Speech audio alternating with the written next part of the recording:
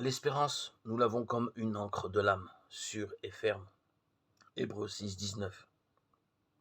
La foi est l'assurance de ce qu'on espère et la conviction de réalité qu'on ne voit pas.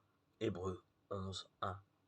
Un chrétien qui parlait de son espérance en Dieu s'entendit répondre: Laissez-nous tranquilles, occupez-vous de votre ciel et laissez-nous la terre.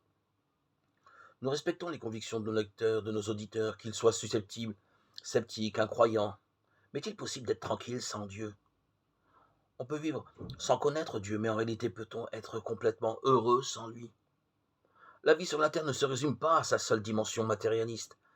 Jésus-Christ l'a souligné, l'homme ne vivra pas de pain seulement, ou de biens matériels, mais de toute parole qui sort de la bouche de Dieu. Matthieu 4, 4. Il ne peut trouver une plénitude de vie que lorsqu'il reçoit Dieu dans son existence. Quant à l'espérance chrétienne, ce n'est pas espérer vaguement en la réalisation de ce qu'on souhaite. C'est la foi en la parole de Dieu qui est certaine. Jésus a dit: le ciel et la terre passeront, mais mes paroles ne passeront pas. Matthieu 24, 35. Beaucoup de prophéties, notamment celles qui annonçaient la venue du Fils de Dieu, donnent aux croyants la certitude d'un avenir heureux pour lui. Ils s'appuient sur Dieu qui a envoyé Jésus pour nous délivrer de notre condition de pécheurs et nous réconcilier avec lui. Comme il l'a promis, Jésus va revenir. Jean 14, 2, 3. Est-ce que nous sommes prêts?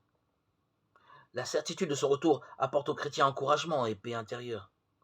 En attendant, Jésus est notre force pour affronter les épreuves de la vie et pour ne pas être attristés comme ceux qui n'ont pas d'espérance. 1 Thessaloniciens 4, 13.